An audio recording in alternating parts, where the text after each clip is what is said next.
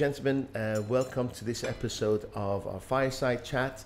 Today I have the true gladiator sitting in front of me, a gentleman who's inspirational, I find extremely inspiring. I listened to him on the radio. My wife immediately contacted him on Instagram, and he had the courtesy and the kindness and the heart to contact us back, and with his generosity of his time, attend our chat today. So thank you so much. Thank you. I would like to introduce you to Sujith Koshy Varghese. Did I pronounce it right? Yes, you did. Thank you. And I tried to do it without looking at my notes, okay? But I think you caught me looking a little bit. A little bit. Welcome, Sujith. Thank you so much for having me. And like you said, yes, she did contact me, and it was like, it came as a surprise. And she was like, my husband Dariush does this amazing motivational podcast and inspiring stories. And I was like, of course I got to be a part of that. It's an honor. It's an honor to have you here. Thank you. Now, I'm going to go straight to the point. The viewers are looking at you now, and all my guests are sitting, right? Well, you're actually sitting on a wheelchair. Yes. Okay. You're a very young, inspirational man. You're age 28. And just tell us a little bit about the awards that you've been winning recently. And I know you've done some TEDx talks. You've become an inspirational leader. And then we can go back a little bit, if you don't mind. We're talking about your upbringing. We talk about your accidents, because you weren't born like this, right? Yep. So do you mind sharing with us? So talking about the awards, my biggest and the best one, one of the most proudest moment for me in my life was winning in 2017 the award for the most inspirational personality. And it was by Masala Award, so that's like the IFA version of UAE GCC. So you got like all these Bollywood stars who come up for the award, and I ended up winning the Masala Award 2017. And there's a very interesting story to that, which I think we should come later to, but just keep that in mind. Yeah. No, share with us now. And right now, yeah. Okay. So I'll bring you back to the subject. There was a lot of things in my life. The story goes way back. A lot of things in my life I wouldn't do because I was so judgmental and so conscious on what would people think about me. Would I look smart doing that, or would I look stupid doing that? So I would never probably do some things out of fear of judgment. People would probably judge me. So thinking you were arrogant, I think a lot of people, I think we off. face that in our own lives. Like we don't put out a lot of things, or we don't put out true feelings based on thinking what others would think about us, which we don't really have to care.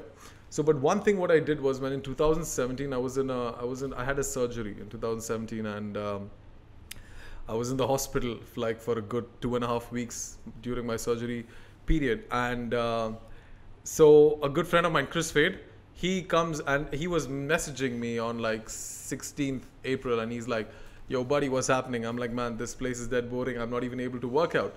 My birthday was the next day, 2017. So he comes in the hospital with 2 pair of dumbbells, like 2 10-kilo pair of dumbbells, surprising me, and I had like no clue. And he comes and we just get to chatting, and I show him a rap that I've written, because I've always been listening to hip hop, love hip hop. And I used to like to write raps, but I never put it out there, always with the mindset thinking, would my rap be good enough for people to even listen? I mean, look at the guys in the field, I'm probably not that good. But it was a very short one. It was a very simple one. It was based on a story that just happened a couple of months back. And I just shared that with him. And the next day, 18th April, we go live on the air. He just calls me from the radio. Your birthday? 18th of April, wow. Yeah. Okay, I'm 17. Oh, man, you're an Aries also, right? Leaders. Yeah, man. Aries, yeah. So he contacts me from the studio. And without telling me, he plays my rap on the radio. And I wrote that rap because I wanted to leave people on a positive note on what was happening to me during that time. Do you remember it? Yeah, I remember that rap by heart. Would you do it now? You want me to? Okay. Yeah, I love you. So the story is like, I just came back from Bangalore after a short trip, solo. I did a solo trip in a wheelchair, and I just came back. And that's when I came to know I had the surgery, right? So this is how it goes. Yo, I wanted a vacation. I didn't know which nation. I went to Bangalore, and that was a celebration. I'm back in Dubai, got a wound in my thigh, doing my CFA, and that is side by side. Now I'm at this institution, gotta handle my situation to end this chapter without a complication. But there's a thought in my mind I like to notify. After all this while, I've come to realize that you can't suffice to live this life with a mind this size. That's unwise. You gotta disguise, optimize, improvise. You gotta visualize of how you wanna rise. You gotta do this more than once, so just twice. I rap this, guys, because we are like wise. We all gotta rise and live life king size. Wow. I did that. Obviously, it was recording you when you did that, right? In the hospital. No, I did that on my phone, and I just you sent it put to it him, out. oh wow! And I have no idea how he has the clip, and he played that on the radio. And Amazing, by the way, amazing. Thank you. And this is exactly how it happened. So I was just literally telling him what happened in my own way, and he played it on the radio. And the Miss World of a very long time ago of India, she heard it. Her name is Selena Jetli. She heard about it and she tweeted about it on Twitter, and my phone is like ringing from my sisters and my friends, like, dude, Selena Jetli just tweeted about you, like, what's up? She just heard your rap, like just heard Sujith rapping on Chris Faye's show. Single? Huh? Is she single? Sadly no. No, forget it. Right. Next. Just joking. So that year, a lot of people heard it. So it came on the radio. So I would never put it out there unless he put it without even telling me, right? But that landed me that year. She was a jury of Masala Awards and she nominated me for the awards. Wow. And I won that award. So you see how the trend goes, just out of fear, which I wouldn't have done something. When that was put out there, that was accepted. People connected. People liked it. People could relate. And that led me to get something which I would have never probably imagined of. That's amazing. So that really inspired me, you know. Never planned. That was never, but yeah. you know, that was something that was really an eye. I've met Chris Fade a few times. What a great guy. What an amazing guy. Energy. It's like he walks in the room, you know, a ball of energy just love. It's amazing. Just came. Yeah. Actually, maybe I can interview, but if Virgin allow it, I'm not sure. I think they should. Yeah, I think Chris, they should. Yeah, maybe you can have a chat with him. I have his number, but I've never called him, so maybe we will. For sure. So you did. Masala Awards was one. Yeah. TEDx. I have done a couple of TEDx talks, about 3 of them till date, and I was just nominated for the Fitness Influence of the Year by Fit Awards. So yes, these are some of my notable achievements. Amazing. And none of it you've gone out looking. People contact you, they've heard about you, they get inspired by you, they know your story. Incredible. Yeah. Your story. Yep. Still a very young man. You got most of your life ahead of you. You were very capable, able, walked, everything was healthy, and then you had a crash. Yeah. Please tell us, if you don't mind, share with us. So, is that okay going back? Yeah, it's okay. I spent 3 years in Bangalore. That was from 2010 to 2013. You were born in UAE? I was born in UAE. I did most of my schooling here, except for 3 years of my education, which, like my 10th, 11th and 12th, my schooling was done in Kerala, India, where I'm basically from. And I've been, by the way. It's gorgeous. Kerala? I fell in love with it, yes. I went to my sales director's wedding last year. Okay. Loved it. No other place like Loved it, yeah. It's a very different... Fell in love with India.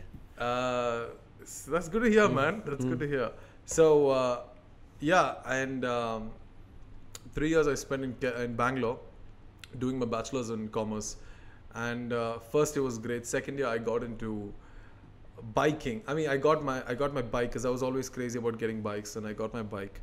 And we used to go for these bike rides very often. So every travel was on a bike. Never drove a car by then.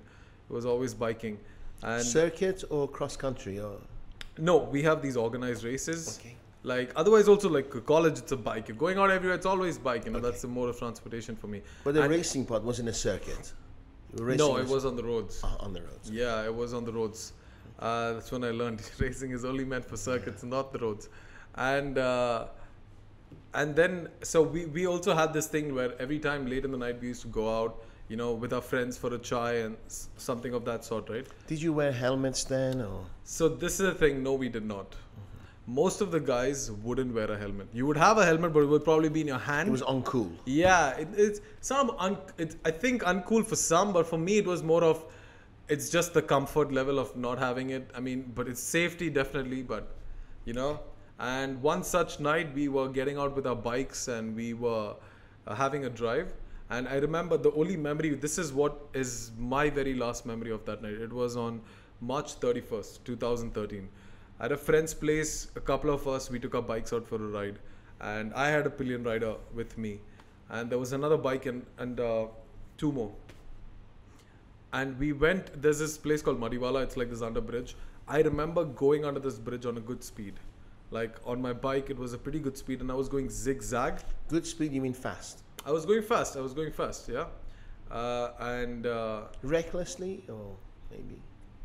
Not really, but I was told, because I cannot really tell you exactly what, because the memories of that night, my memory was quite wiped out. But I do remember like my few, like, you know, snaps of what I have of that night was getting under that tunnel and going kind of zigzag, because it was just a joyride, you know, being very real. It was just a joyride going zigzag, and that's it. But what I was told was, while going zigzag, my crash guard of the bike that pops out of the middle of the bike Hit the road. hit a stationary truck that was parked over there. That's when my bike lost control. I banged into a footpath where my pillion rider flew, and I was still on the bike because I was holding the bike, and my body went and crashed onto a wall of a shop, because there were like all shops after shops, and one of the shop my body went and crashed, and that wall broke and it fell on me. So I was under like a lot of rubble of weights of stones. So you and had stuff. a number of impacts on your body. I had, and I'd have a helmet. So the first impact, how it happened, was my head and my back. Now, that's where I'm blank. But what really went down, the story that was told later on was, so after this impact, she flew. Was she okay? She wasn't okay. So when these guys, when they heard the noise, they came back on the bike and they just saw this just happened. And I apparently looked pretty okay. Like I wasn't too bad, other than I just hit a wall. But she looked really bad. Like, you know, her shirt was gone, she was bleeding, and, you know, a lot of scratches and stuff on her body. So, and she wasn't breathing. Now, technically what you're supposed to do in a situation, what they would have done in Dubai is wait for an ambulance. But being India and being at 3 o'clock in the morning, They picked you guys up. they picked us up, big mistake, and they put us in an auto rickshaw. But I don't blame them, because they are not trained professionals. Yeah. You know, they're just panicky, exactly. You know, they don't know what to do. And they put us in an auto rickshaw. You know what's an auto rickshaw? The pickup. Like the tuk-tuk. Yeah. With the open back. You can No open back. It's a very No. small thing. It's Right. how do you call it? It's a tuk-tuk, yeah. It's just a driver, and then you can two people Right. can sit behind. Okay, because I It's lived in it's Thailand. open, They have the tuk-tuks with the space in the back. But like way smaller than Right, that. right, Way okay. smaller. And can you imagine? We was crushed into it. You know, so she unconscious, Both. completely, both of us, because they were not waiting for an ambulance. So we were brought to a hospital called St. John's Hospital, and in St. John's Hospital was the first hospital. Now, because she wasn't breathing, and I was slightly breathing, they put her in the ICU. As soon as they put her in the ICU was full. I did not have a place for me, and because I looked fine, So you wait. I was on the lobby lying. I'm completely unconscious. This is happening at 3 o'clock. 3:30 is when we are in the hospital, and they're pumping air into her lungs for her to start breathing, because she was in ICU. Then my cousin sister, my family is all in Dubai. My cousin sister, she heard about this. She comes to the hospital. Till 7 o'clock, I'm left untreated in that lobby. I'm just lying over there. At 7:30, they finally get a call from Fortis Hospital, Bangalore, which is quite close by, saying that there is a Units available. there is a ICU available, bring him in. And they sent a ambulance, they picked me up, and they brought me to Fortis, and they found me, I'm breathing my last breath, like I'm barely gasping for breath. I have zero memory. I was told all this. So when they understood, is like there was a puncture in my lung, and then they first fixed that puncture because that was approvals wasn't needed, because it's like a life or death matter. So they fixed that puncture, and then my parents were contacted. The next day, my parents flew just to come to know what happened to me, which was a huge list. And when did you gain consciousness? I was in coma for 3 days. And when I gained conscious, the first thing I saw my family. I saw my mom and my dad, my brother-in-law, my sisters. Do you remember? I remember that, yes. The first encounter. And I saw them, and the first question that landed in my mind was, what are you doing here? That's what I asked them. What are you doing? What are you guys doing here? And they're like, and my mom comes to me, she's like, Sujith, can you see me? My dad asked me, can you see me? I'm like, yeah. I just nodded. My mom asked me, do you recognize us? I'm like, Because they were worried about coma and maybe yeah, I brain just damage. woke up from a coma, yeah. And my mom asked, can you see, do you recognize me? I was like, yeah. And I passed out because I was on high dose of morphine. Don't you love morphine? I love morphine. You do? I had the most scariest things in morphine, I love man. morphine. Because I just had, I had a 12-hour surgery. Wow. I had a 12-hour surgery, so without morphine, I think I probably would die of pain. You know what I'm saying? When I had a heart attack, I had morphine. You had morphine? And I was floating on the bed. It was amazing. You're lucky. You probably remember that. I don't remember I remember. that. I was had a like, very nurses, different don't let this run out. Give me some more. I should ask some more then. Next time. Definitely. Legally. Legally, yeah. So what happened to the lady? What happened to her? She was, so when she recovered, so she did have breathing issues initially. She was in the hospital. Only one of her hand was messed up. And she had a surgery procedure done for it. The doctor kind of messed it up again. So she's going through rehab, but it's okay. But she's walking, running. She's still a friend. there was a lot of issues that happened in between, to be honest. Blame. You know how it would be. You know, there's a lot of blame game. There's a lot of from families because they're suddenly in shock, like because of this happened, or because of you, this happened. Yeah. Can't blame anyone, my friend, but it's what it was. And but she's okay. I'm just happy. Like for me, till date, I wouldn't care what happens to me. Obviously, the sadness for my family is there, but because of me, something happens to someone else. That's something I really can't. It's maybe guilt, a little bit of pain. A little bit, yeah. you know, a little bit of all is still there, I would say. Yeah, to be honest, to be very real with you. Do you connect with her still to see how Not she is? really. You just but I follow ask or hear? through my friends how she's doing. I still do that. It'd be really nice if she's listening to this, knowing that you care for her and you think about her. She knows. She knows because after many years she connected with me because there was this whole phase where she was kind of blaming, you know, in a way. Of course. But like it's like nobody asked you to come sit with you on a bike. It was all really. Everybody knows who drives how. Play, right? It's a kid's play, you know. But then when shit happens, you know, people are like, oh, okay, what just happened, you know? Yeah. But it's okay. But this is something that I've never lived. I've never been through. It's not like a repeat, you know. It's a once in a lifetime thing. So I do understand. I do empathize with her, like why this happened to her. And I tell her, listen, I'm in a way bad situation than you. I'm freaking not walking, man. How bad could things get? It's not like you. But look at my mindset. You know, like so cheer up, positive. You're walking, you're running. Your hand will be back in no time. You know, just give it time. That's all I tell. But it's good. You know, like she sees me, I see her. But thank God she's alive, right? Thank God she's alive. She has stories to learn from this experience. Yep, definitely would have grown in a different way. Talk about you.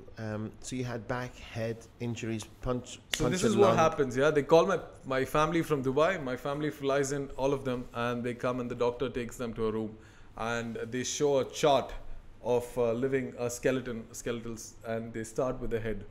I suffered 18 fractures on my skull. My eye was compressed down. So they said I'll tell you a few things they said after the surgery. So 18 fractures on my skull, my 3 ribs were broken, 1 pierced my lung. That's when the breathing was an issue. Now the reason I'm sitting in a wheelchair is because of my spinal cord injury. My spinal cord was injured in my T5, T6 level. That's about here. Yeah. So below this, I kind of lose sensation. I don't have sensation as it goes down. So this is all the sensation I have. Below that, it's completely paralysis. And I had multiple fractures all over my body.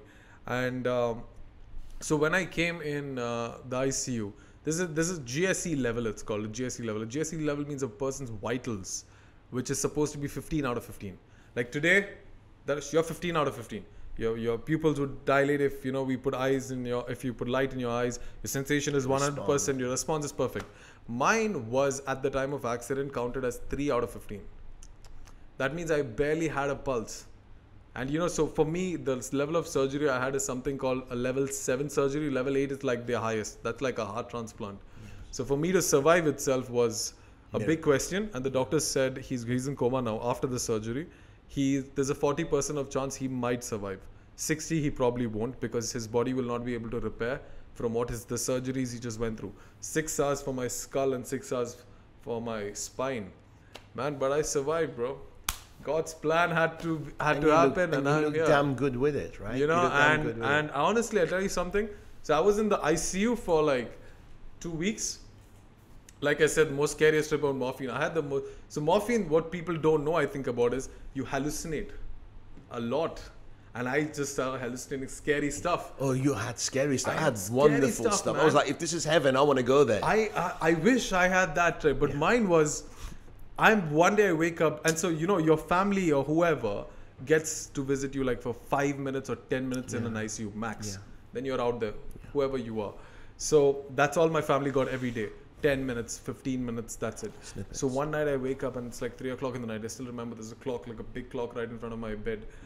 And I'm seeing the entire ceiling is on fire. Oh my God. And there's these guys who are like dressed like terrorists or what, and they're shooting one. So in my mind, it's like, And you can't move. I can't You're move, in the damn man. bed, I can't yeah. move. So another thing also, to come back to it, I didn't understand why I couldn't move. You know, when you're on these morphine and you're still recovering and you're from such a big shock, you don't really question like, why can't I move? No, you're just so blank. And you know, you're waiting for answers, you know, like, so I didn't really give a lot of thought process into why I can't move my legs right now. I know I couldn't move my legs, but I'm like, I'm in a hospital. By the time Yeah, and you certainly didn't feel sorry for yourself. You were just a bit confused, right? because no one's telling me the truth. No one's telling me what happened. The whole story, what I just told you, I learnt it only after a month. Yeah. For a month, no one's telling me that I had a pillion rider. Nobody told me I had a... Did you want to know? I didn't know. You wish they had told. I wanted to know. I was so confused. I was so lost. Because they think you can't cope. They love you, so they protect they think, you. and the worst part is, you know, you have a lot of people who come to you on a daily basis. Once I got shifted out of the ICU, who's asking me, Sujith, what happened that night? And then I just realized, man, I have no answers as well. I really generally don't know what happened that night. That's Crazy. You know? So you said 3 years ago you had an operation. Have you had loads of operations since? I have had about 17 operations till date. And is this ongoing? You're going to keep having? No. What are these operations? Technically, it's supposed to stop in 2. The rest is because of one person. Okay, I think this is a story a lot of people actually don't know about. So the first surgery, like I told you, my head, my back, that was 2 surgeries. Now I finished 2 weeks in the ICU, 1 month in the ward. Like as soon as I got shifted to the ward and I was a little bit more conscious and I was off drugs, like off morphine and everything, I was recovering like this, you know, because by default, I'm like, I'm still fine. I'm going to be, you know, I'm not that slit of where I would go into depression or positivity. I just took that other road. You know what I'm saying? So I was pretty good. And then I spent about 3 months in a rehabilitation center, you know, learning how to move. That must have been so painful. My strength back, yeah, that was very challenging because that was actually my wake up. That was actually the part where my eyes opened and saw how bad my situation was. Yes. Because suddenly you're sitting in a chair and someone tells you to just do that. And the minute you go there, I would fall because I have no trunk balance. You know, it was that bad. You know, twisting, turning, sleeping, getting into a car, getting into a shower. Everything became challenged because right now, today for me, I've built myself up where I'm strong. But there was a point, if I didn't hold on to something, I would just fall, man. And that was something. So when you touch your legs now, it's like somebody else's legs you're touching, right? Yeah, I mean, I don't feel anything much. But I do feel some vibrations once in a while, that like some energy signals that passes through my leg. Right? That's some involuntary sign. So the thing about it is, it's not like my legs are dead. It's like the connection is there. The nerves are. Its nerves are still active and it feels all that, but I'm not able to command it. But that can be bonded, right? It can't. So spinal cord is one of the most. They say they really can't repair it. They can't repair it. That's why they have stem cells in progress right now, and there's a lot of experiments still going with stem cells and electromagnetic therapies. I knew this name of this place where they connect your electrodes. There's the procedure is called something. They have it in Bangkok and they have. I'm going to look into it for you because I was listening to Joe Rogan. I don't know if you know. He was talking about it, so I'm going to look into it. Stem cells, yes, but stem cells is still experimenting because in India also they have many places where they take stem cells from your bone, the femur bone. No, yeah, so you can take from many places. So one of the latest studies from UK was the ones that they take from behind your nose because those cells regenerate on a daily or hourly basis. So that's like the most effective one. But yeah, it's got to have a lot of combinations. May I ask, we live in a country whereby we don't have like national health insurance. Who's covering all these costs of? Is it your insurance? Is it yourself? Family? It's insurance mostly. But in India, it was all me because I didn't have insurance in India. Wow. And has finances stopped you from having further surgeries? Thankfully, no. Thank God. Thankfully, no. And like you asked me, why did I have the rest of the surgeries is because like after being in a rehabilitation center, when I got back to house in Kerala, so we are looking everywhere for a cure. Which doctor has it? Because none of in my family has ever faced with a drastic or a tragedy, you know, like what had just happened to me. You know, I just went to a coma, I just bounced back. What's happening? And all is happening within a blink of an eye, you know. None of us have been through this before and we don't even know anybody. So we are like, why not try Ayurveda? Now, Ayurveda, have you heard of Ayurveda? I know. You know Ayurveda. Ayurveda very, very well. I used to own a health clubs, and they were called Ayurveda, which was after Ayurveda. Ayurveda. Ayurveda. Wow, yeah, we just take the A off. I see it. Ayurveda. Yeah. And so we found this guy who was like this traditional Ayurvedic fellow, and he was like, I can get this guy up. And so he comes and he was like, he analyzes my body and he sees the injuries I have and so on and so forth. He's like, fine, it'll take about a few months, but it'll involve some expenses, but we'll get him up. We were like, don't even worry about the expenses. Just get him up. But now this is the part of this podcast that you're going to find so unrealistic and so bizarre. But I'm going to tell you what exactly he made me do, okay? He said there are few rules that this guy's got to follow if he's going for my Ayurvedic treatment. And he's like this very, what do you say, very, I don't know how to describe him, very rough man. Like he's wearing a lungi and just a shirt. He's not...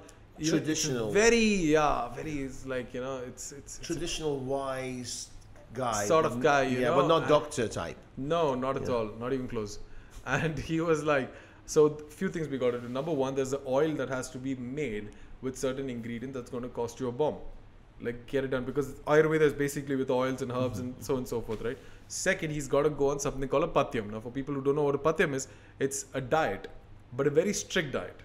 Okay? Like, it's not your high protein diet, which I wish it was. I would have been freaking Hulk by now if that was a high protein diet. But no, it is a very strict diet. You can only eat certain things and not eat a lot of things, which I'll tell you what I could eat. And third thing, the most bizarre thing, is someone who saw me today is not allowed to see me tomorrow. There has to be a gap. Because, no, it's if you saw me before my accident, during my accident, or till today, tomorrow onwards you can't see me. You're not allowed to see me. Forever. Because, till I get back on my feet. Because, they say bad eye, right? Bad eye thing. So you should not eye the negativity sends you back or something like that. You shouldn't hamper mess the process up of your recovery. So I said, fine. So we had another room that was just cleared in my house, and there was this wooden table in which I would get up every day. And what I was allowed to eat, dosa, right? Yes. Dosa with sugar. Very weird. Don't even ask me why I did it, but dosa with sugar is what I ate, and rice twice a day, like for lunch and dinner, with ladyfinger gravy. That's all I was allowed to eat. I was not allowed to have a fruits, tea, no fruits, no milk, nothing. Nothing, no chicken, no fish once a week. That's what I had. And red meat I got after like 3 months, one time. And how long? Can you imagine if somebody was has this guy's time scale? How long did he say it'll take? 4 months. No, 4 months I went through. But he said it'll take 2-3 months for you to. He told me before 4 months easily, but by 4 months, why I stopped is if I didn't stop, I would have died. There's no simpler way of saying that. BS. It was complete BS. What happened is, can you imagine if somebody's just having dosa and sugar for breakfast every day? Where's your nutrition, man? Yeah. Well, it's nothing. It's sugar, it's fat, and it's dosa. It's giving you nothing. And rice and ladyfinger gravy and twice a day. I guess he blamed you. And I'll tell you what happened. So every day, then he used to come, and I used to get in this oil, and he used to massage. And now, if I hit here, I have complete sensation here, right? If I give you, you can take that. But if I keep giving you 10 of them, you're going to get a little hurt. Of course. You're going to pull back, right? That's your muscles reacting. Now, I do that on a non-sensational area of my body. My muscles won't move. You can hit 100, 200, 300 times. What will happen is my legs won't move, but my muscles inside will die, right? That's what happened. Because there's also less blood circulation. So he used to come and he used to hit on the thigh like this. He's thinking he's increasing circulation, or... He told me the same thing. He told me this is to increase the circulation, and I believed him. And 3 months went down the lane. How long ago after your accident is this? March was my accident. I started this guy on about August, September. Christ, same year. Same year. These are all critical times. By Jan of 2014, I'm almost dead. It's like I was rushed to the hospital. So you're killing your body. You're crushing. He was doing, and this is so my you had nutrition. Faith. You had belief. I had faith. I was in a position that was like I would have drank poison, just to walk back. Anything. It was that stage, because 21, man, 21. I've just started seeing life, yeah. Well, I'll tell you a little story, because just to tell you, you're not on your own. Muhammad Ali, the boxer, is my hero. And maybe another time we'll tell you the Muhammad Ali story that I have. Him and his wife were approached by a stem cell guy in Florida, saying that he could cure Parkinson's. Parkinson's, yeah. And they left and went and lived in Florida, and it took him for hundreds of thousands of dollars. Even Muhammad Ali, it happened to him. Yeah. And he died. Yeah, and he just wasted his money because they had hope. They had belief in Hope someone. and belief. You would have done anything. And the guy was a con man. Yeah. Took their money and did nothing. It's the same. See, if it happens to the greatest of them all, yeah, it's nothing. Well, that's one story me and Ali can share now, finally, on the bright side. But so. So you nearly died. Sorry. And then you nearly died again. I nearly died because you went to the hospital because you're malnourished. One point where I'm waking up and suddenly these shivers started developing. Right, a couple of months later, these shivers started developing, and these shivers were bad. Like these shivers were like. See, you know, I've been through a lot, man. I've been through so much of pain. I think that was the period of my life where I went through so much of pain that I literally had to make a choice of not, like, killing myself would be easier than living a life like this, you know, because I wake up every day. What I get to eat is sugar and dosa. That's it. I cannot shift it because I wouldn't allow myself, because I want to walk. And if this sugar and this dosa and eating this 10 times a day and doing these massages is what's going to get me up on my feet, hell yeah, man, I'm going to do that. Yeah, whatever it takes, you know.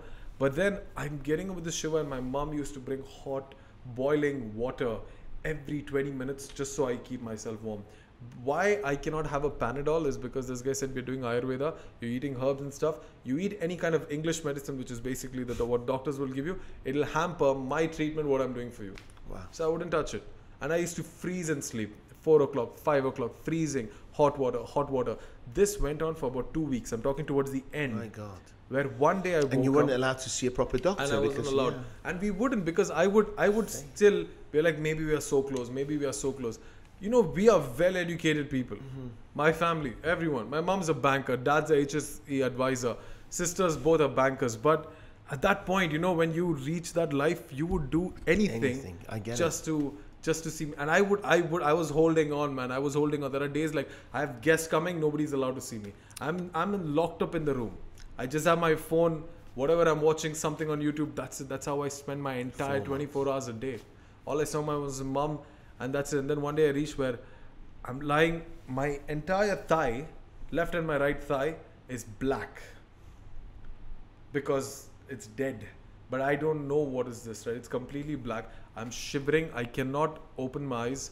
And my mom is like, there is something seriously wrong. Stopped it. And this idiot, sorry to say, but kept confidently coming in every day. Kept confidently coming every day, sacked us for lakhs of rupees, and my mom put a stop. She like, we are taking him to the doctor. Nothing said and done. My mom calls her sister. Sister sends both her sons, and they come with the car, because we are in Kerala. We're not in Dubai, right? We're in Kerala. My dad and my sister is working here, so they had to go, and they come with the car. I remember this. That day, just to get out from that wooden table to my wheelchair, it took me an hour and a half. You dead weight. That's why. I can't move. Weight. I'm trying. Finally, I put on clothes. I get on the chair, and the first thing I remember getting out of the room and seeing 2 other human beings. I was colorblind. No. My HP dropped. My blood dropped. I was colorblind. All I could see was shadow and this and that sort. I was rushed to the hospital. I sat in the lobby where, where they have the general ward where the doctor will come and inspect and then probably divert you. Doctor read my file for like 10 minutes. To his horror, he blasted at my mom. What have you guys done to this kid? Immediately. And then, look at the audacity. This guy, this Vaidian who was treating me, he comes to the hospital. Man, he comes to the hospital, he tells the doctor, just put him 2 bottles of blood. He's fine. He just needs a blood. Doctor abused the shit out of this guy. Yeah, absolutely. And threw him out. And I was rushed to the ICU, and I had about 5 to 6 blood transfusions happen to me immediately, back day in and day out. For 3 days I was in the ICU, and the doctor said, then the senior doctor who comes, he's like, if this boy was bought a week later with the same condition of what he was, he would be dead. He wouldn't come walking. He wouldn't come in a wheelchair. He would have died. My HP was about 4 or 5. You know, a man's HP is supposed to be 12 out of 14. In that range. Now you know there's a reason why you're here. It's not, it wasn't Tested, your time. man, over and over and over again, you know. Wasn't your time. And it wasn't my time, definitely, because if I didn't die in my accident, trust me, this was supposed to kill me. What I've been through, and because of his wounds, coming back to answer your actual question, because of the wounds he created. So they said something like this: his thighs are black. You cannot keep it like that. The only way to is surgically remove it, and that will become a pressure sore. You know what's a pressure sore? Yes. Yes. That happens to a lot of paraplegics who are on the bedridden and on their wheelchairs. Correct. And this it's the guy most horrible thing. Started. You know, Dariush, can I be very, I don't know, I hope if you want to cut this out, Say you can it cut it out, but straight, it's no. very brutal part. I have seen a lot of things happen to my body which a lot of people won't digest. Like, you know, it's not, I've seen flesh being cut out of my body. Every day I've seen flesh being cut out of my body and without anesthesia. And I used to look at it. Because that you can't feel it, right? That made me so cold in my heart that nothing would touch me again. You know what I'm saying? Mm-hmm. Like, it made me so angry that I would make sure if I don't win this game, no, I'm not going to leave anyone. It gave me that kind of mindset, you know. That's where I became that aggressive guy who's going to go behind everything, because so much was taken from me in so little time that I could never reason with it, you know. So it's like every day there was a constant fight, because he told me he has to remove this flesh. So they used to not do it unconsciously, because I don't feel it, like you said. In front of me, every day it was like This cutting, chap cutting. coming to your house. What? This guy coming to your house was removing it. No, the doctors. Doctors. I'm in a hospital now. Oh, because you were black and. I'm black, but Oh if my the God. flesh is there, it's going to infect the entire body. Yeah, And yeah, probably so I'll cut have to it have out. an amputation, is what they told me. So you scarred all over the place. So he had to like scar. So the entire two sides was like cut, and there was like literally 2 holes in my body. There were literally 2 holes. Has where that a palm muscle would fit. come back? I know you're not moving now. No, right? my muscles wouldn't just grow back. That would be impossible. Yes. So they did. So that's why I went under the rest 14 surgeries for flap covering, taking You muscles are from my kidding me. thigh. So if you hadn't been for that Ayurvedic guy, you wouldn't have had all these surgeries. Oh, I would be left with 2 surgeries and a perfectly fine body. But you know, the amount of scars, my legs, muscles were taken, fat was taken, skin was taken from my calves, muscles were taken all from my thighs and my upper back. And wow. yeah, that's what I went through. And so 17th was my last and final surgery ever, thankfully. Because one surgery kept failing over and over and over again. Maybe Every your body failing- rejects it. Every yeah. failing, your body's rejecting it. Exactly. Your body's rejecting it, not accepting it. And that went on, man. That went on. And this is here now, or back in India still? I had so many in India. I had a couple of them here. About 6, 7 years here. Wow. So now because you know you haven't moved your legs for so many years, do you still have physio? Do you have movement? I have physio. To keep I do. the joints in the... I do have a cycling machine at home, and I do have a standing frame where I pick myself up and my mom ties me. So it's like actually standing, like so the pressure is going on the legs. So you know, the muscles are still maintained in a way. There's pressure falling on the leg, so and so forth. Amazing. Upper body, you know, it's of course, I'm a gym freak, shredded. so Yeah. it's So when the spine is joined again and it's connecting, you have a good chance, because you've been working on your legs, to walk again, right? Yeah. That's If great. that is happening, I think that's still in That's a lot amazing. of research. That's why stem cells, you know, so for the connection, for where the part is broken, to form another connection or to get a new, because even they have this not electromagnetic, I'm really forgetting this. There's a term for this. Yeah, you know? I'll send it to you. I'll send you the information. Where there's I this actually have device, it. and they have about 16 electrodes, and about 8 of them are connected to your non-injured area, and 8 of them are connected to your injured area. And they act as a get them connector. to connect between each other. They act as a connector, but even that is still a lot in trial phases, and so it should be a combination of that stem cells. But something should come up, I think. You know, I think It we've will. advanced so much It will. that it has to. It will. I think, wasn't it Superman? Like Christopher Reeve. Christopher They Reeve, found yeah. a foundation, didn't they, for stem Yeah, cell yeah. research for back injuries and everything. You know, I just tell people who are in a wheelchair, so many of them connect with me on a daily basis, who see me through Facebook, either see my speeches or see my workouts, and they're like, you know, there's this girl who recently met with an accident as well, a couple of years ago, and she saw me and she got so inspired by me that she adopted something I did, which was when I was in Kerala. It's just me and my mom, right? So I have my room, which is on the first floor. but there's no way I can reach my first floor, right? Because I don't have a lift. Wow, There's no way anybody can carry me, and I can't walk, obviously. I was so adamant that I wanted to go to my room. I asked my mom the first day. She said no. Second day, she like, Sujith, it's not possible. Third day, she like, Sujith, nobody can carry you. I was so pissed off and was so adamant that I wanted to go. What do? I wheeled myself to the end of the step. I picked myself from my wheelchair and I placed myself to the step. And I did a back push-up. Like you're sitting, you're just pushing yourself up. I pushed myself 18 steps up. And all the time you're balancing so you don't fall over. I'm holding, so I'm very careful. Absolutely. One step. So this 18th step is taking me a while, and by the time I'm on top, I'm sweating, I'm panting. But you know what? It was worth it. Because what I did after that, I reached on top, I got on my wheelchair, I went to my room, I slept in my room, and that feeling was so worth it.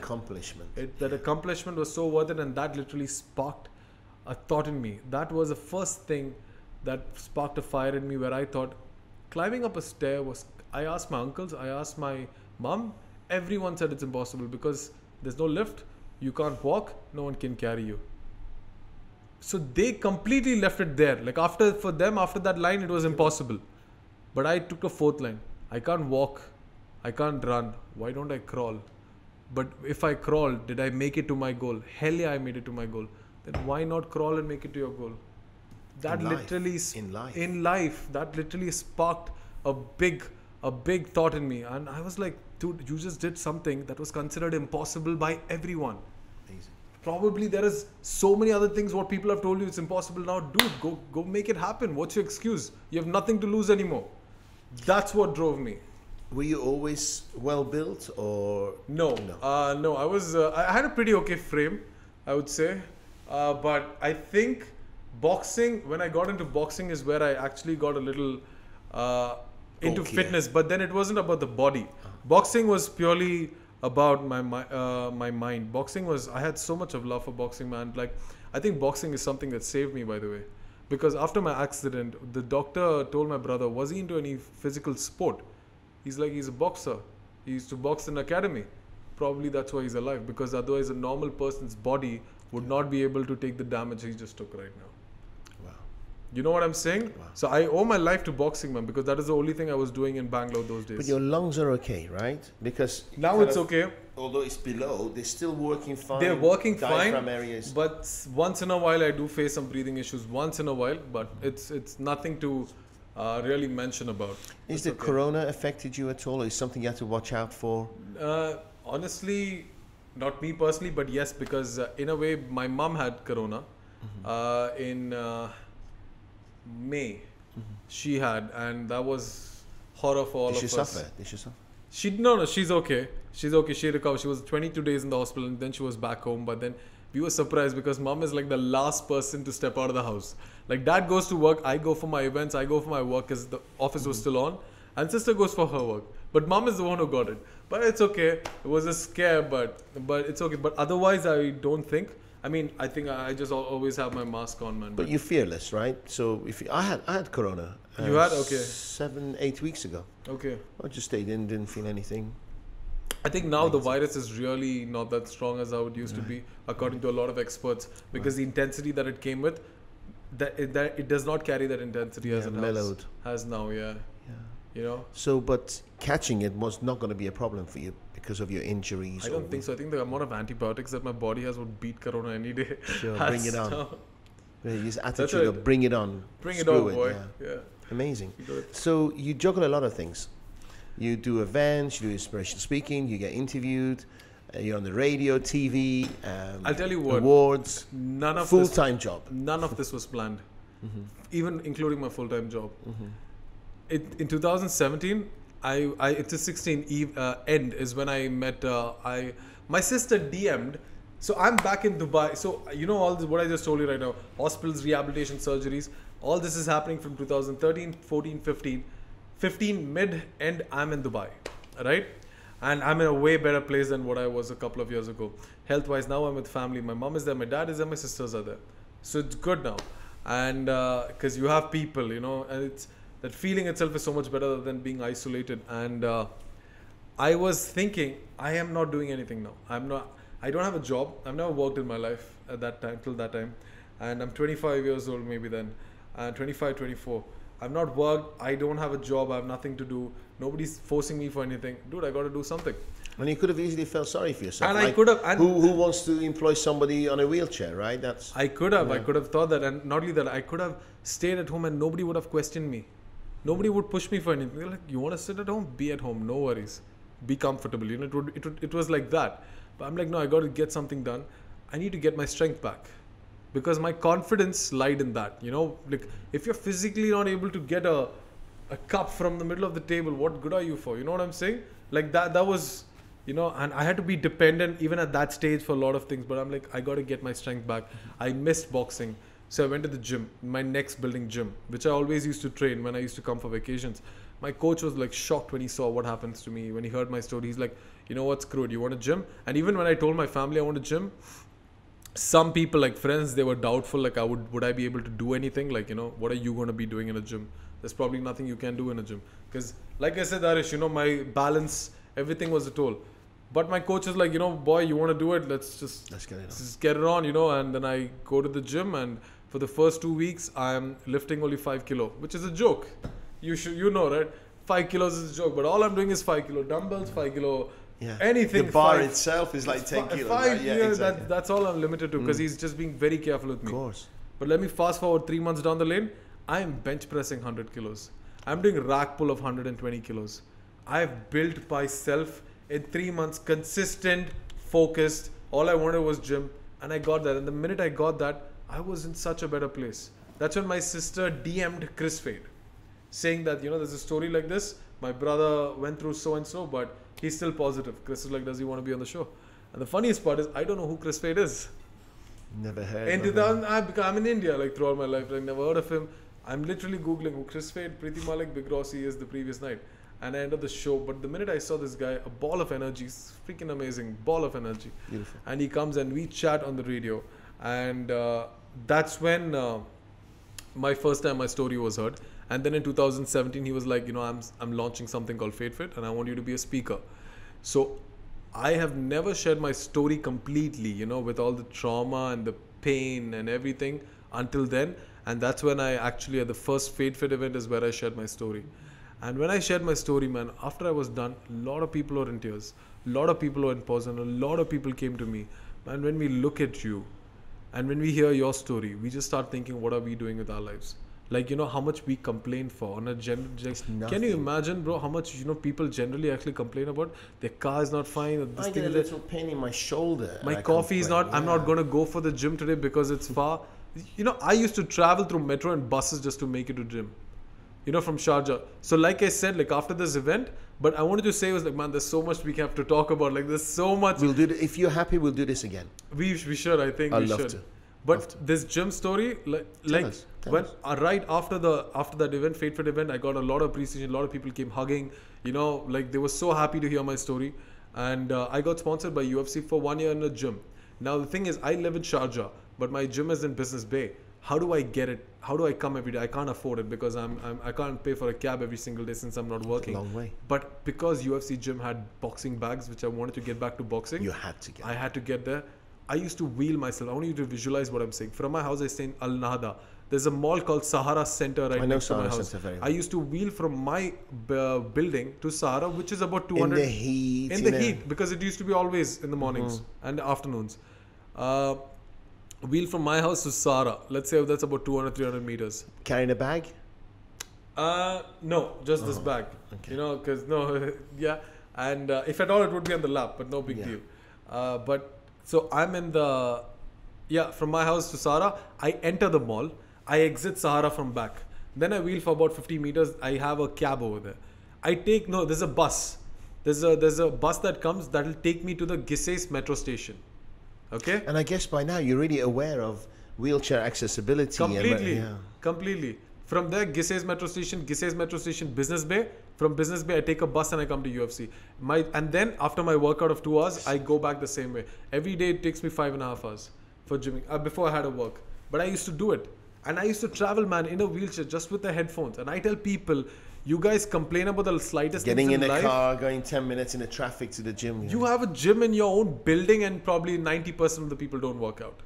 They find excuses. How important is working out to you? Very important, because it's way more mental for me than it's physical. If I was not working out, I probably wouldn't be where I am today. If I didn't pick up myself, if I didn't challenge myself at those phases, I really doubt that I would be here today. Because for me, Dariush, every step has been a challenge, and it's always new. It's not like just because you did 10 challenges, you're ready for the 11th one. No. Everything is different.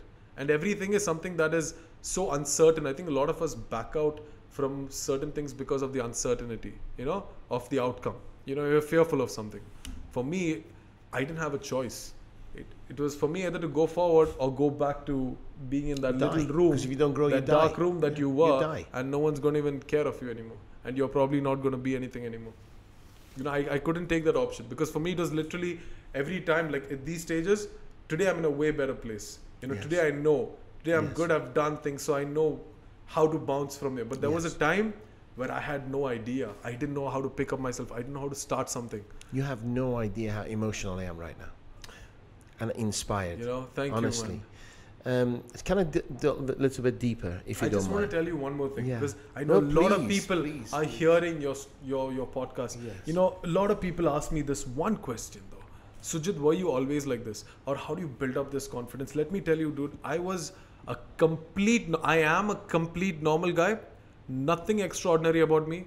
Nothing X factor person to pick me up and say, come, let's go. I did not have that person. I guess you weren't into reading motivational books or anything like that. It was nothing. Just inside, I wasn't really into that, but it's like when life brought me at that point, I had a choice to make. Either give up or step up. Man. Literally, either give up, be in that room, nobody's going to care that why didn't mess you up, you just can't walk anymore, you're forgotten, your friends left you, your girl left you, everything in one side, versus take a big effing chance and face the world and make something that you've never been before. And that's exactly what I did, man. I didn't look back since then, because there was so much of aggression, there was so much of anger. This is me being very real, very talk. What drove me was anger to prove people wrong. That anger, I could have either used it to burn me, or I could have used it to fuel me. That's what I chose. I feel you. That's how simple it is. So for people who think that was I always like this, no, I wasn't. Was I always this positive in outlook and why? No, I wasn't. But over time, I became that person. And today, my only motive is to show people, dude, look at me. Does the anger still burn inside you sometimes? No, but it fuels me. It always fuels me. Still Do I go into depression? Everybody has ups and downs. Everybody has ups and downs. Because I don't like to sugarcoat things at all. I don't want to show people that it's a beautiful world out there. That's real, not the truth, man. You're real. It doesn't burn. Yes, there are days where that thing comes to me like, dude, yeah, you're on a chair, man. How the hell are you going to get out of it? Even after 8 years, because this is, for me, I still have hope. I'm not going to give up. I'm not going to give up anytime soon. Either I'm going to die thinking I'm going to get back up, or I'm going to freaking get back up. Yeah, exactly. I'm going to die trying, So yes, there are days that depression hits me, which is very one on time. That's when I just give time to myself. I say F everything else. I have nothing. I just want to be me. I let that digest in me. You have come this far. You did your stuff.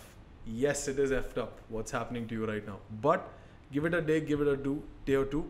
Cry about it. Be sad about it. Don't talk to anybody about it. Don't get out. Do whatever the hell you want. But third day, make sure you're back up, because what you build right now is still there for you to make it higher. That's what I tell myself. 1-2 days, I'm isolated, bro. I'm isolated. I have to cry. I'll cry. If I'm sad, I'm sad. But third day, make sure I'm back up and I'm running and I'm doing my shit. That's it.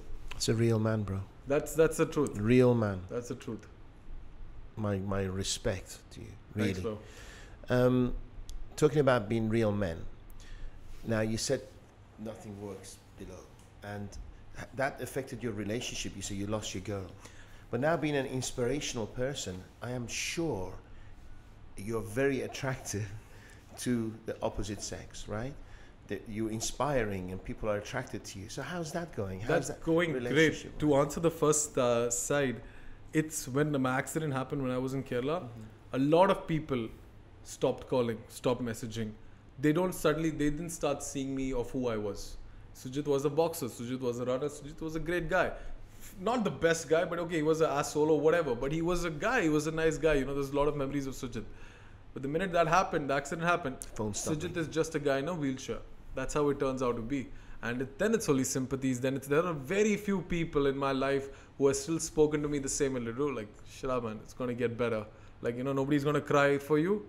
No, nobody's crying about it because nothing's wrong with you. We're going to get you. I have like, those are real friends, man. Those are real friends, like, which is about like handpicked 4 or 5. That's about it. Rest, everyone forgotten. So over time when I was in Kerala, all the calls stopped coming. All the, you know, and then yes, you have this whole factor of how women look at you. Suddenly, you know, you're in a wheelchair, women are not going to look at you same way. And you have never been looked at because you looked at yourself differently, right? I looked at myself. I'm sure you don't have a freaking problem now. Man, I go to clubs speaking to women are like, can we dance with this dude right now? What's up, you know? I feel it. I'm like, yeah, I like you said. I want to bring this up because there's able-bodied freaking men out there who are struggling forming friendships and relationships, right? It's exact. You answered the question. Honestly, it's the way I started seeing myself. Because I'm like, I'm Sujith, I'm dope, man. I'm fly as F. Like, that's how I carried myself. And it was not faking it. This is what I think of me. Like, what's wrong with me? Sit down, have a conversation. Let's see who can talk about what. Like, you know, have a real talk, you know. Bring it on. What is more sustainable? What is more real, you know? What can you hold? And you finally find all the people who are out there thinking there's some big fly. They're nothing, bro. They're nothing. So I think it's the attitude that you carry and who you think about yourself is the way your energy is portrayed out. You sent it now. You know, Sujith. Yeah. You know you. Yeah. You don't have to be somebody else. Your energy is centered, right? Your energy is what really attracts this thing. So people can see. Nobody can fake energies. You know, you talk to a person. Wow. You know if that person is in 5 minutes you'll know. If he's a sucker, in a wheelchair you stand tall. Does that make sense? Yeah, man. That definitely makes sense, bro. Take that with you. In a wheelchair, you stand tall. Proud of you. Thank you. Sincerely proud of you. Really from my heart. Hope you can feel it. I'm so proud of you. And you still have most of your life ahead of you. I do. So tell me about this a gym. You're going to different gyms. No, so I have... we're going to go back and forth, by the way. Are we okay for time? I'm good with time. Yeah. I think, We've gone over, but amazing, right? We did, I think, a lot, right? It's fine. I'm loving it. Gym. So, though I have been working out from a long time. So initially, I'll tell you, in Instagram, the whole thing. I don't know. A lot of people don't like the word influencer, but I say it in the actual general terms, like influencer. I'm influencing you. So, you know, let's do it together. It's because I've always wanted my life to be lead by example. You know, I watch someone else. I probably watch a janitor. Something that the janitor did, that's an example for me.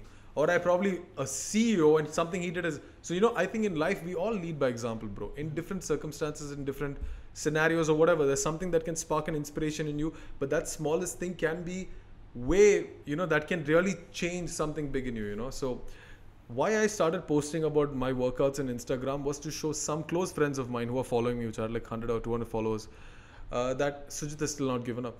That's it. That was the message. Sujith is still not given up and he's working out. That's it. I didn't know what Instagram is. I don't know who to follow, who not to follow. How do you use it? Photos, filters, nothing. My content was so shitty, dude. Like, honestly. So all I posted was to show my friends, some people who followed me, going out that I'm going out, I'm still doing it, and I'm doing it in a wheelchair. You could do it the same. And I got phenomenal responses. But then over the years, as it grew, as you know, people started hearing about me, knowing about me, I have a lot of people who have connected me from India and from Dubai, different nationalities, who are in wheelchairs, and they're like, Sujith, we want to work out like you, but we do not know what to do, and we do not know how accessible are gyms in the wheelchair. Like I said, fear of uncertainty. I'm like, why not take it up on me? Go to about as many gyms as I can in the UAE. Just go, show the gym, show me working out, trying the exercises and their machines, and give an honest review on what I actually find is accessible and what it's not. The machines, the workouts, what I can do, their washrooms, every single thing. That's what I did. And all the gyms welcomed it, although they might get criticized. Some I haven't heard back from, but some of them were giving me only their venues that are accessible, but which is fair enough. Like, if not this gym, that gym, you know, we're not expecting every gym. But then many gyms I went, one issue I faced was their washrooms. There was like a small step to get into their washroom. So I review about it all, you know. In my gym, it's a small step. You're right. Which gym do you go to? SF. Trainers F. Yeah. Okay, there is? Okay. In the male changing room, there's a step. There is a step. Okay. And then another step. No, there's one step. So I did. Luckily I got to do about 6 gyms before 6 big ones before the Dubai Fitness Challenge got over. So I'm also in the process of reviewing smaller ones. It's actually an amazing advertising for the gym that's got accessibility because you're going to get new members, right? Because for me, the whole idea is, it's like any of these gyms. If I do, let's say 50 gyms, let's say by next year, March or April, on a realistic note, if there is 2 people who joins some locality of some gym that I reviewed on and they know it's accessible now, my goal is, my purpose is filled. You know what I'm saying? Because that's what I did it for. So I'm telling them every single thing on how accessible the area is, the machines are, how easy it is to get on a machine, how friendly the coaches are. So, you know, some gyms I've really loved, to be honest. Like some Do you have a personal trainer now? No, I have always trained myself. Okay. I know my workouts, so you don't need a personal trainer. But then I do need some. When I go to these gyms or when my gym, I do have my the trainer of the gym helping me out in some workouts because I need more balance. Like in terms of when I do a bench press, I have spasms on my legs, involuntary spasms. So he just has to hold the leg down. Yeah, because you don't know how it's going to... That's, so for these few exercises, I have them helping me out. Interesting. These spasms are happening.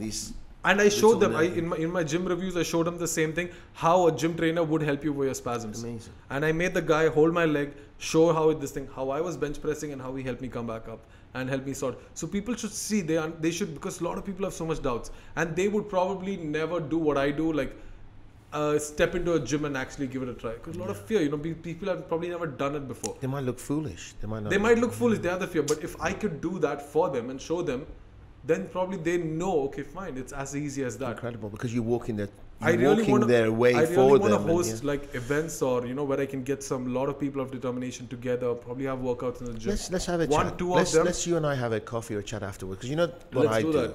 Sorry? You know what I do? I'm some kind of an influencer. I specialize in marketing. I specialize in marketing, right? Okay. So my role is to get a lot of people to become into your tribe, whatever you're selling, whatever you're doing, whatever your message is. That's what I do. Okay. And we should definitely have a chat about this.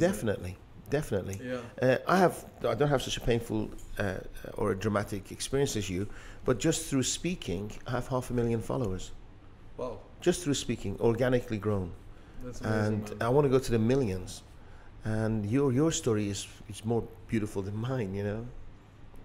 You're inspiring, man. You're inspiring so many out there because you're constantly putting your message out there. You have to. I think it's just to spark that brain, you know. What you said, Sujith, was that your story is real.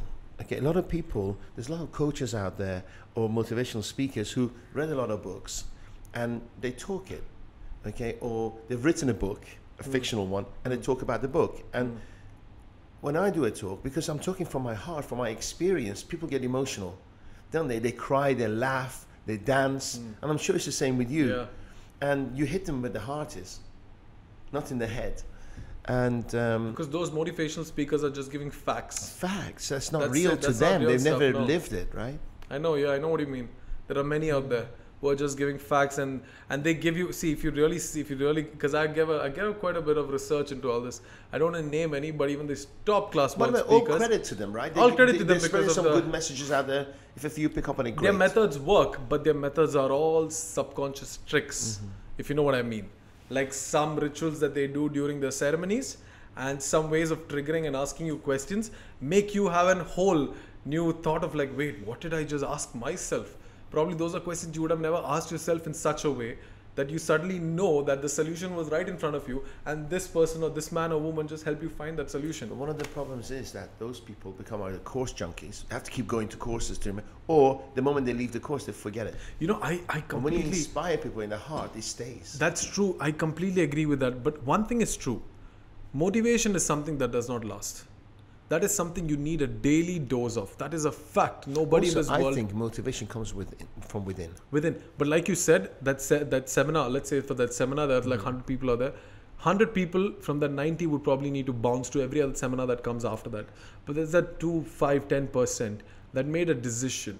Today I'm going to change my life because I don't like something about it.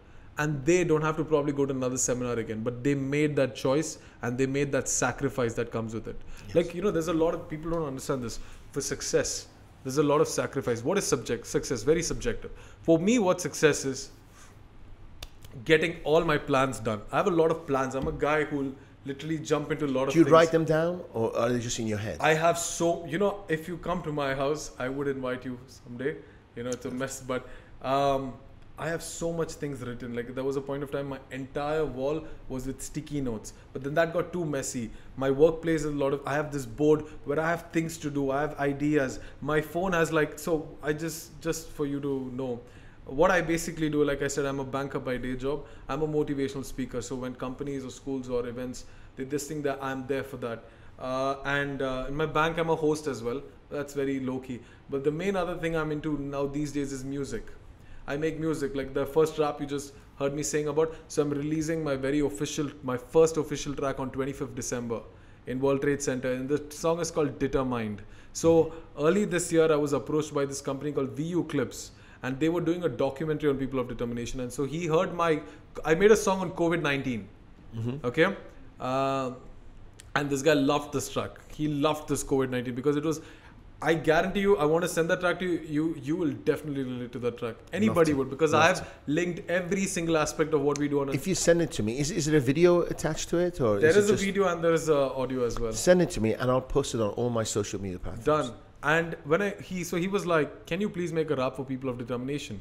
Because we're making a documentary on them. I'm like, this is perfect. And I made a track and it's called Determined. Okay. Mm-hmm. And I'm releasing the first official music video of that on 25th December at World Trade Center for an event with Comedy Kicks. So that's me getting into music now. So let me know, please. If you check my phone, I have like about 200 clips of random noises and random lines, random bars which I've recorded at some place. This is going 1,000 miles an hour, right? Yeah, wow, that's busy, crazy. busy. Do you sleep well? Yeah, pretty not as well as I should, but yeah. You said you drove here. Are you driving now? I drive since 2018 onwards. Special car? No. Thank you for that question. A lot of people have that doubt. So it's any automatic car I can drive, but there's a lever which is connecting to the accelerator and the brake, which is screwed. The minute I remove the screws out, I can put it to another car. It's not a special car. It's as simple as that. So you not can a use manual the brake and the accelerator with your hands. In one hand itself. So my palm would have the brake and my thumb would have the accelerator. That's incredible. And you have to have special tests for that, or? No, I mean, I got my license in Galadari, and they have a car that is made inbuilt with this. Incredible. But if I bought a car that was inbuilt, I would be stuck to that one car. Mm-hmm. With this, I can drive any automatic car. Amazing. So and getting you got here by yourself, or you had some assistance? No. So the only part where I need assistance would be like when I'm getting in a car, for the person to put my wheelchair in the boot. Sure. Did you come here by yourself or no? Yeah, now I'm here by myself. Our guys helped Your guys just helped me amazing. From the car to get the wheelchair out. Amazing. Yeah. It's really good to know, because I wouldn't know what to do, right? Yeah. I would have been sitting on the second floor of this building waiting for you. Yeah. If you hadn't been for Asan to come and pick. So it's ignorance, isn't it, right?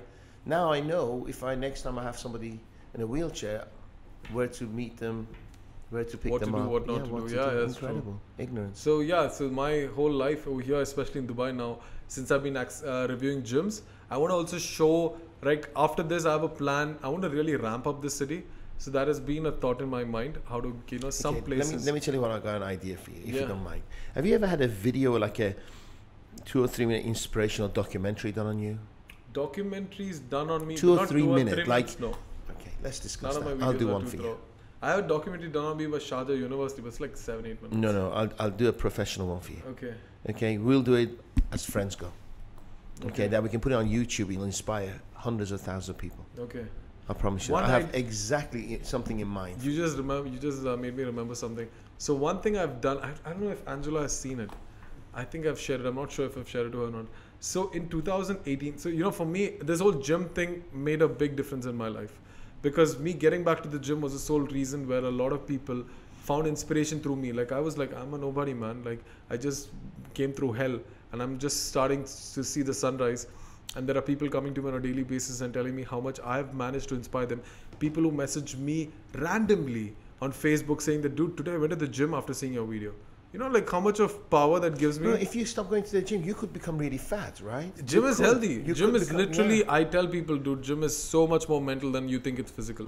Gym is not just building about a six-pack abs or getting some big bicep. That's not what it is. For me, gym is purely pushing myself. That's one place I feel where these big boys also are like just my match. You know what I'm saying? Like, but it's so much physical. Like, it helps me be in my zone. It helps me push myself without anybody else. There are people out there who inject with testosterone and all sorts of things, right? Completely. I know that. I stay away from it. I don't recommend anyone for it because, see, you know, people do this for the looks. It's an obsession, you know. Yes. And I know a lot of people who do use it. But if you get into that game, you're never going to get out of that game because you always want something bigger, something better, something like him, something like her. You're never going to reach your final goal because you'll never be satisfied. But during that process, you're gonna harm your body so much that it's gonna be irreversible. Live naturally, man. You have a time, live it till the end. You know, people always want something today. They do all these fast methods, but for these fast methods, you don't understand is the fun of anything in any game, in any process is the journey. Exactly. It's not the destination. Naturally, it's not the destination. Anything in life, if you really think about it, it's actually the journey. You're right. The journey. And the destination isn't that exciting anyway. If you don't enjoy the journey, the destination isn't that You're there at the destination now. What you're done? Khalas, you reach the destination. Period.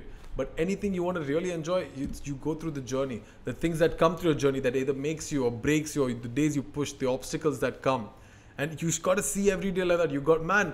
Life is, I'm not trying to say to people, you know, life is beautiful and wonderful. No, it's shitty. It's unfair. It's hard, man. The world out there, people are greedy. They want to eat you up like a shark. And that's a fact. Your friends also that sometimes can also look at goals from you, you know, what they can benefit from you. Or people also, they associate what they can benefit from you. This world is cruel, my friend. But what you can do is be a good person. Wake up every day, live life like as the best you can do, make a good impact in someone else's heart, because you know what, even though there are sharks out there, there are also good people out there who are genuine. And you know, man, I have met some amazing people, bro, and some most unexpected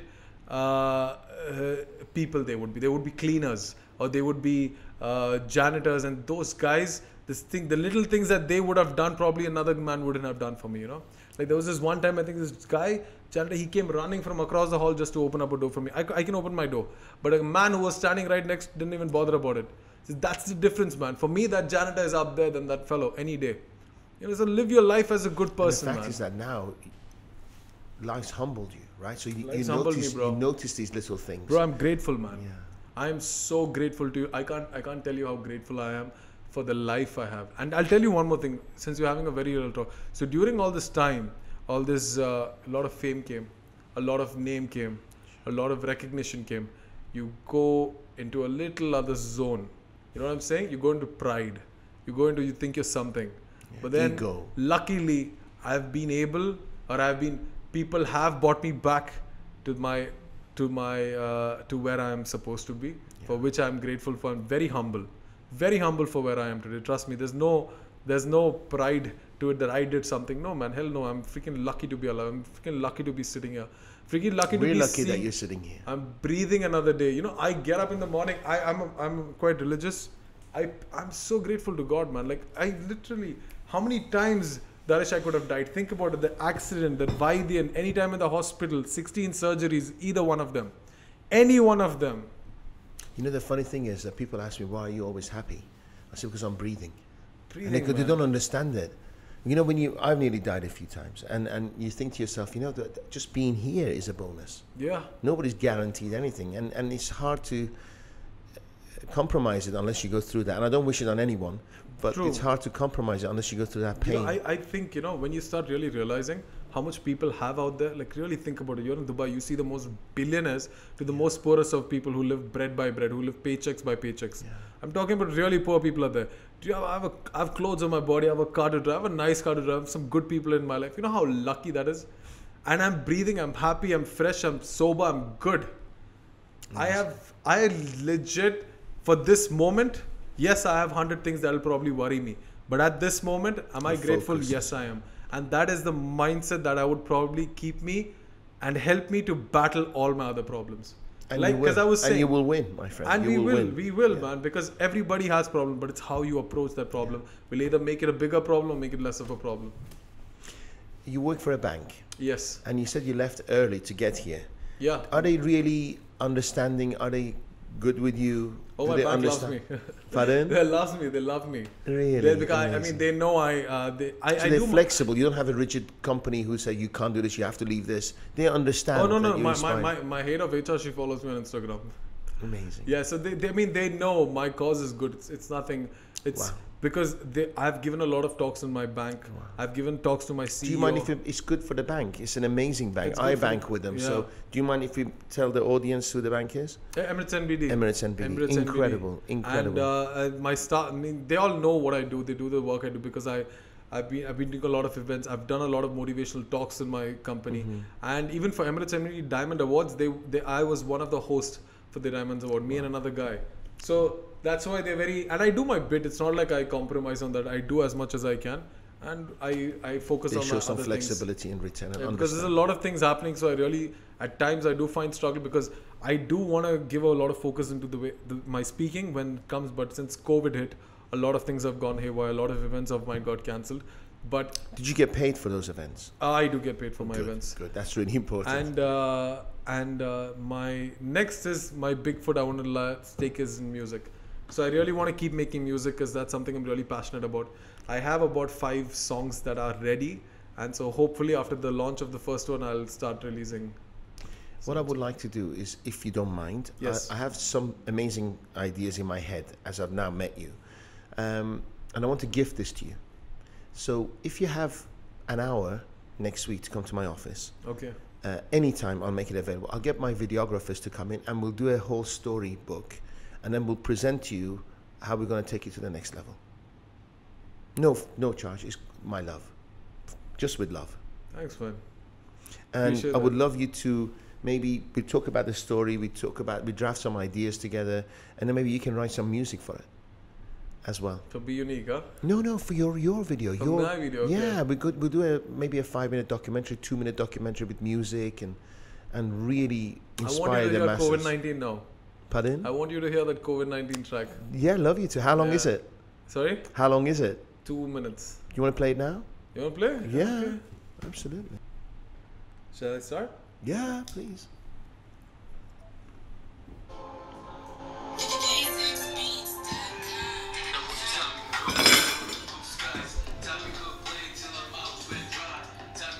See the lyrics.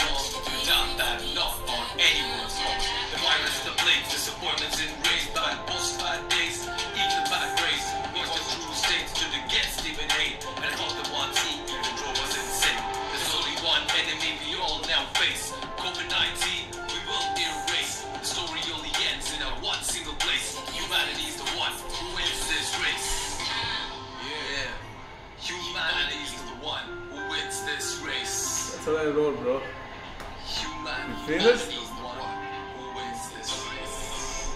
It was just one line that came to my Amazing. mind. Can I ask you, you've written a lot of music. You memorize them all, right? Pretty much. You have to be super freaking intelligent to Pretty remember much. that. This one, because I'm literally on a, it's all in my mind, because this is, there was a lockdown happening, right? In UAE, like 8 o'clock or 9 o'clock lockdown. Yeah. And in Sharjah, we had this lockdown at 8 o'clock. Yes. So me and my friend used to run every day so we could just have a chai near the Cornish and come back. And one of the days I was just coming back, and it always starts like this. And I saw the roads of Sharjah Dubai highway empty. And it just came to my head. The roads are empty. The streets are scary. You gotta stay in before you go down in plenty. I'm like, shit, that's a nice line. Yeah. So then I go home and then I think of what all we can relate and what all is happening in Dubai. Like you heard the children, the schools, the short smoke breaks, the revving pedals, the races, the parties, the every single thing, the bad bosses, the job losses. So I related everything and I'm like, how can I make this creative? And I got this down in like 3 days. And the music, amazing by the way. And the music, you know how to do... That's a YouTube beat. Oh. Yeah, so... Okay, I'm going to have a chat with you about that because I've actually paid for a course to do music production myself. Did? Man, the only toughest thing I find today is getting music. Okay. Like I have my lyrics all sorted out, but Let's have a chat. Let's have a chat. Man, so this is one of my worst. So let's do this again, right? Have you enjoyed this? We should. I love this. I loved it. I love this. I'll tell you one short verse. I'm going to just spit right now, yeah? Please. This is for my future song, but it's going to be a little changes, but this is the basic one of it. Yo, let me tell you something about SKV. I used to live my mind like a little crazy when I had all the pride and the freaking glory. Top of my game, what I used to be. Rolling with the boys everywhere I go. Partying, living like a king-size Romeo. K5 Kings, live like kick dads, did a lot for friends. Got my back till the end, was the thought in my head. 7 years. Time I took away from a family in Dubai. What can I say? Got the freedom I needed, grew up my way. The bad son, brother or the friend you say, dominating my scenes in my world away. With the stacks and the cash and the booze and the rack, I went for it all like I just want to slay. But I fought for the guys who stayed night and day. Love it. And the chorus is going to be like the chorus, but okay, let's just give that much for now. Probably some more later on. And this just comes. It just comes, man, because it's the message. What's the message? I usually get a line or two and then I'm so obsessed about it the next few days. I'm sure I'm thinking of the next line. I get the line, how to make it more metaphorical, and then I just put like this one. I really like COVID-19. Like I generally don't like a lot of my own speeches. Like I don't like to watch myself. I have this thing, but I really like COVID-19. So this is something you can listen to on a loop as well. Let's get you out there. Should, man. Let's get you out there. Done. Bro, I love you. Love you too, man. What a vibe I'm having with you, man. I totally feel you feel what I'm saying, So that makes me so happy. You connected with me. No, it's true. It's true. I feel it. My respect. Let's do this again, and I'm going to meet you next week. When this microphone's off, I'm going to tell you what I've got planned. Because I don't want this to be like, I want the audience to know. Yeah. I want it private between you and I. For sure. Done. Much love. Thank you so much, brother. Thank you for having me. Thank you, everybody. Now, if anybody wants to follow you and connect with you, would you please share your... Yes. By the way, at the bottom, we will put that. Everything we say now is going to be subtitled. Okay. And we're going to put everything by text. But do share with us how they can connect with you and follow you. You can connect me on Facebook, which is Sujith Varghese, or on Instagram, which is Sujith Story. That's SUJITH Story, STORY. So brilliant. Those are the two main platforms you can see me at. Sujith, thank you so much. God bless you, man. Thank you. Keep up the good work. Outstanding work. Thank you, man. Cheers. Cheers. Bye, everyone.